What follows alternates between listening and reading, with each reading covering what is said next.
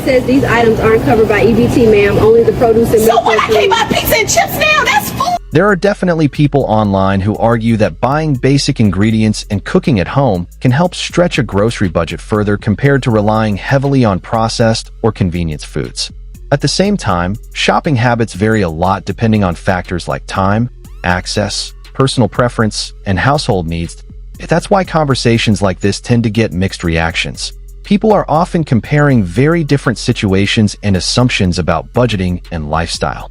Anyway, today I have some of the craziest benefit-related outrage clips from this week, and you won't want to miss a single one. Did you guys just pay with somebody else's food stamp card? You talking to me? What? Yeah. Did you guys just pay somebody else's food stamp card? If I did, what the f is it your business? Excuse me. Food stamps are paid by taxes. I'm an American citizen, tax-paying citizen. What you are? Worry about your goddamn taxes. My taxes are paying for your food. No, your taxes is not. Get the f on. This is my business. Man, what the f are you doing?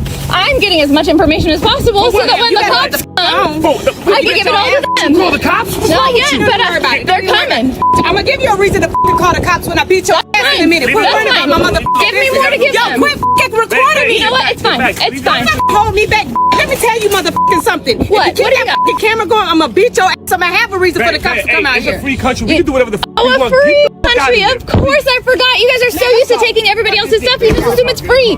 Somebody paid Make for yourself it. useful. Take the card You back. didn't pay for it, so why the f you want? My taxes paid for it. My tax. You know what? It's all right. I got your license plate number. No, you better not have over my goddamn dead body. Oh, it's too late. No, it's not too late. Quit recording me. No, I'm about to put my fucking hands all over her. Just one more thing for me to get you arrested. Yeah, it's gonna be one less ass whooping for your ass in a minute. Can you don't want this. Get the f out. Oh, I want this. Seeing two freeloaders get arrested, that's exactly what I want. Right. You feel good about yourself? Great. You feel good about yourself? Feel great about it. This isn't okay. I won't put up with it anymore. You lucky that you ain't get your back. What? I'm lucky what? Get the f on. Get the f on.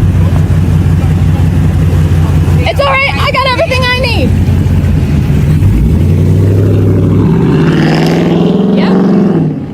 Yep. I got. From the perspective shown in the clip, people online are reacting strongly because they believe benefit rules may not be being followed properly. Situations involving assistance programs often generate intense debate, especially when public funding and eligibility rules are part of the discussion at the same time. Viewers tend to form strong opinions quickly based on short clips, even though the full context is not always available.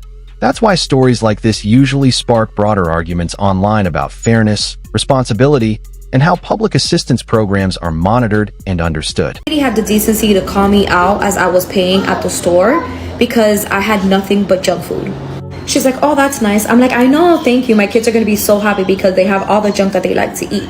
She's like, EBT is for food, not for junk. Ma'am, this is food. It's junk food. Food is in the name. Mind your fucking business. So if you buy soda, chips, cookies, donuts, whatever it is that you buy with your food stamps, good for you. Why do people care about how others spend their EBT? Please tell me, because it's none of your fucking business. I use my EBT for soda, for chips, for cookies, for ice cream, for those big packs of candy. Anything that is junk food, that's what I use the EBT for. Why? Because I have kids and my kids need snacks. A lot of people online argue that buying basic ingredients and cooking meals at home can help stretch a grocery budget further compared to relying heavily on processed or convenience foods. At the same time, grocery choices can depend on many factors like time, convenience, access, and personal circumstances. That's why discussions like this often turn into broader debates about budgeting, nutrition, and how people manage their food choices within different real-life situations. Here are the 12 states banning the purchase of unhealthy foods using food stamps starting in 2026. First up, we have Arkansas, who is restricting the purchase of soda, fruit and vegetable drinks with less than 50% natural juice, unhealthy drinks, and candy, and that ban is going to go into effect starting July 1st, 2026. Next up, we have Colorado, who is restricting the purchase of soft drinks starting on March 1st, 2026. Then we have Florida. They are starting on January 1st with the restriction of purchases of soda, energy drinks, candy, and prepared desserts. Indiana are restricting the purchase of soda and candy, and both take into effect on January 1st. Next up, we have Iowa, who is restricting all taxable food items defined by the Iowa Department of Revenue except food-producing plants and seeds for producing plants. This starts again on January 1st. Louisiana is restricting the purchase of soft drinks, energy drinks, and candy starting on January 15th. And starting on January 1st, Nebraska will be restricting the purchase of soda and energy drinks. Also on January 1st, Oklahoma will be restricting the purchase of soft drinks and candy. Then starting in April of 2026, Texas will be restricting the purchase of sweetened drinks and candy. Both Utah and West Virginia will be restricting the purchase of sodas starting on January 1st. So what are your thoughts on these changes, and will your state be impacted by this starting in the new year? There's an ongoing public debate about nutrition and how food assistance programs work, especially around the balance between processed foods and healthier grocery options. Many people agree that encouraging healthier eating habits is generally a positive goal. At the same time, food choices are shaped by factors like affordability, access, convenience, and personal circumstances, which is why conversations about SNAP and nutrition often become complex and lead to strong opinions online. Excuse me, do y'all accept EBT? Like food stamps? You ain't never heard of stamps? Food stamps? After they already have eaten. Don't worry about it. Okay, well go ahead here. This clip definitely got a strong reaction online, and a lot of viewers focused on the waiter's response to the situation. Moments like this tend to go viral because of the awkward interaction and how unexpected the conversation becomes. At the same time, SNAP/EBT rules around restaurants can vary depending on the state and specific programs, which is why there's often confusion about what is or isn't allowed when it comes to prepared meals and restaurant purchases. So I ran out of EBT and I ain't got no food to put up in this house, okay? And I already started sizzling up these little baby hot dogs. I don't know what the hell they're called. Well, the little smokies, okay? Of course, they ate all their food and then they ate my food. So I'm here now trying to cook more food. So what am I gonna make? That's the question. I'm gonna pour in some rice and try to make rice and hot dogs, rice and smokies, rice, let's do this. I don't know. Now, I always see people just, whatever. A lot of people online look at situations like this through the lens of budgeting and cost saving, especially when grocery prices are high. Simple meals made with lower-cost ingredients are something many people rely on from time to time to make their budget stretch further. At the same time, people have different expectations and circumstances when it comes to food, nutrition, and what they consider manageable for their household. That's why clips like this often spark strong reactions and debate online. You want to die in here? Do you want to die in here? Go ahead, I dare you. Go ahead. You gonna die? Go ahead. Yeah. You don't want to die. You want to die in here? I'm asking one time. You want to die? Do you want to die? Nigga? You want to die in here? Next time, don't come back. Next time, shut up. Next time you gonna die in here. Nigga. Stop playing with me. So, there's really no reason for workers to be treated harshly in situations like this, especially because store employees usually have no control over why a card declines or how the system processes payments. Moments like this often become tense very quickly, but at the end of the day, the workers are simply relaying what the register is showing. That's why many viewers end up sympathizing with employees who get caught in stressful situations they didn't create. 5843. It didn't go through. It declined. Not my card. Oh, it declined. You want to try another card? No, I want to try this card. I know this card. What kind of card is This it? card is gonna go through. What kind of card is it? It's my EBT card. It's been going through. I will try it again now. It still declined. I know you lying. You might want to call your card because it ain't working. It's declined. I called this card before I got here. I just had one on it yesterday. What you mean? What something be wrong with your screen or something? Come on around here. Ain't nothing wrong with you. You slide again though. Now this is shit right here. You get a manager tonight. You need to get somebody over here. You need to find somebody quick. I know damn well I got money on my card. Come here. Come tell her because this card declined. Somebody have to tell me something. Somebody have to tell me something. Yes, ma'am. Can I help you? She saying my card ain't work. Swipe again for me, man. It declined.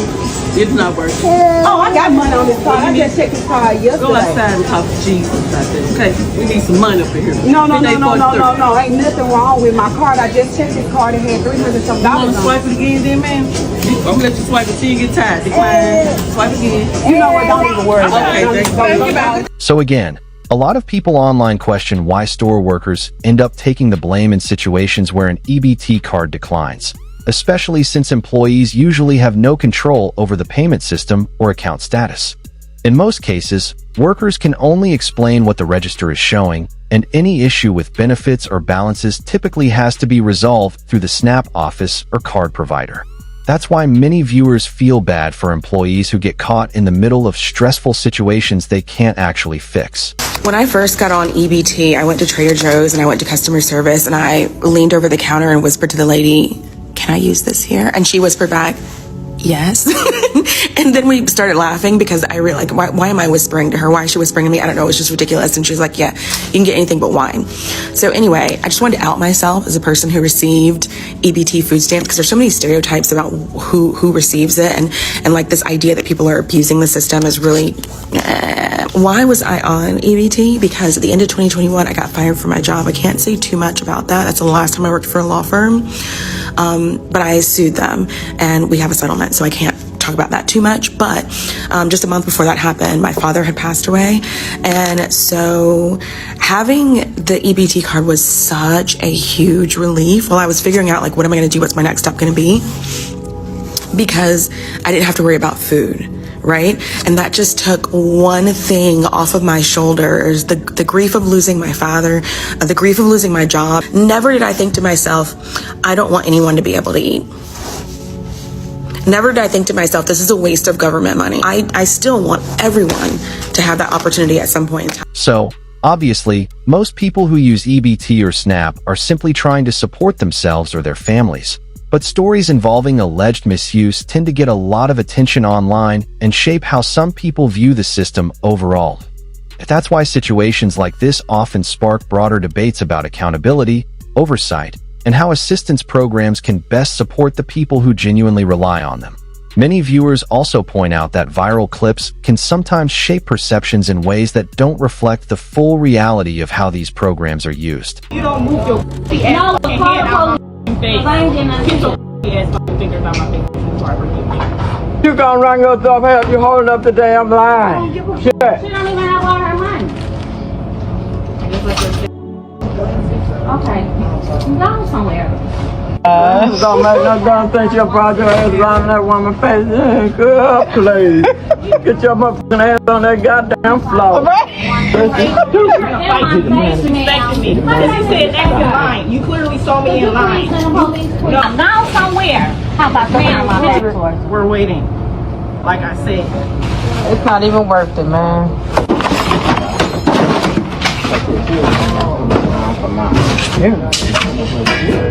You on camera, so you going to jail. Going to jail. Damn! Really? Come on, wow, that's crazy! Oh my God!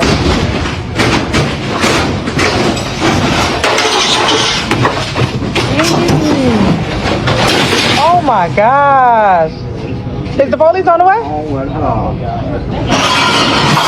Oh! Shit! Oh my God!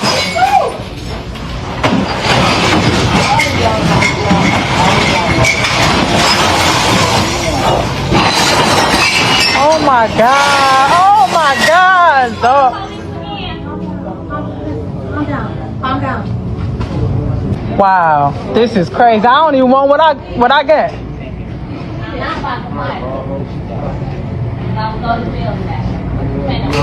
This is crazy, bro. SNAP rules generally allow many grocery food items to be purchased, including a range of packaged and snack foods. Though the specifics can vary and are often discussed in public debate, that a common argument people make is that buying basic ingredients and cooking meals at home can help stretch a grocery budget further while also supporting healthier eating habits. At the same time, food choices can depend on factors like convenience, access, family needs, and personal circumstances, which is why conversations around nutrition and assistance programs often generate strong opinions online. I'm irritated. I woke up and now my EBT cannot purchase me no soda, no candy, no chip, no ice cream, no dessert, no nothing. And this not even really about me because I'm fortunate enough that if push comes to shove, I don't have to use that EBT. It's not even in my name. It's not my EBT part. I don't make enough that I can afford my groceries, but I make enough that if I gotta eat, then I can eat. But I'm thinking about people who don't even live within 5 miles of a grocery store. People who go and do their grocery shopping at the corner store because that's what's closest to them. And there's nothing for another 10, 15, 20 miles. And nobody has a car. Everybody has to take the bus. So you can only go to where the bus takes you. And heaven forbid if you're disabled and cannot get there. And you don't have a caregiver or the necessities that you need to be able to make shit shake. No EBT. No EBT. Like, and I understand, like, okay, you can still buy your necessities, you can still buy your little pasta and your bread and your meat. The contents of someone's grocery cart can vary a lot depending on personal preferences, budget, time constraints, and household needs. So it's not always possible to draw conclusions about their overall diet or health from a single snapshot. That's why clips like this often get strong reactions online. People tend to project their own ideas about nutrition and budgeting onto what they see in a moment, even though the full context of someone's situation usually isn't visible. But anyway, guys, wait for this last clip. So this your girl Quay, and yes, we at Sam's doing the shopping haul. So y'all come along with us and let's get some stuff out of Sam's. I'm really just gonna be a very short video, just a little tic-tac, boom bam, you feel me? But yeah, y'all, let's get into it. They got some animal crackers for $8.98, so we just gonna grab one of these. So yeah, my kids like Nutriman bars, so they for about 30 seeds for $9.98, so we gonna grab that. We gonna put one. So yeah, we already started shopping. So we got some chips, some blow pop for the kids, some little bars, some hot chips, some fruit snacks, some gushes, some powdered donuts, oatmeal pies, some honey buns, and yeah, so let's get to the front here. A box of 2 bags for 49 ounces for $7.98.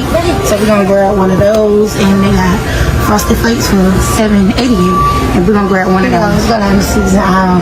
So at Sam's, I come here and I get the big old seasoning salt. So I'm gonna grab one of those, and it is for $6.68, which is a good price. And yeah, let's see what else we need.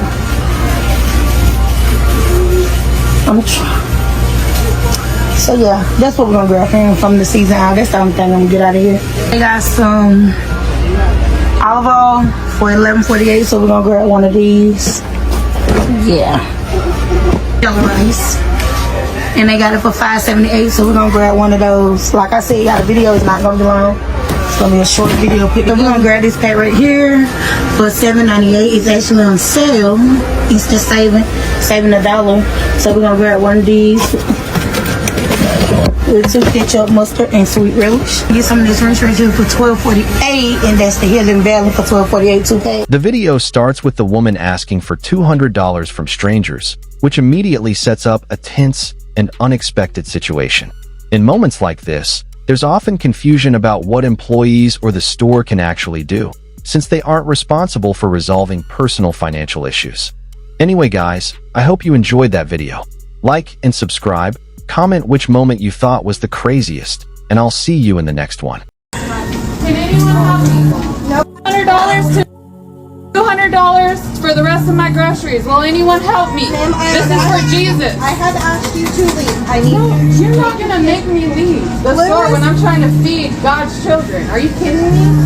I need you to I love you. Look at me. I love you like I love them. My daughter. My son. I just figured it out because Christ is risen. Well. And my name is Christine Elizabeth Jane Armand Gillen. I want to go. I want to go. I want you to go. I'm sorry. Get out of my face and leave. Bad girl. Get out of my face. Bad girl. Enough! Enough! I'm Let's not go. going to Can't be. encourage All right, you boy, in let's any go. shape or form. I have $500. Yeah, We're going to there's figure it so out. So help me. Everyone help me. We asked you to leave. No, I'm here to pay for my groceries when you're sharing my child. The video starts with the woman asking for $200 from strangers, which immediately sets up a tense and unexpected situation. In moments like this, there's often confusion about what employees or the store can actually do, since they aren't responsible for resolving personal financial issues. Anyway guys, I hope you enjoyed that video. Like and subscribe, comment which moment you thought was the craziest, and I'll see you in the next one.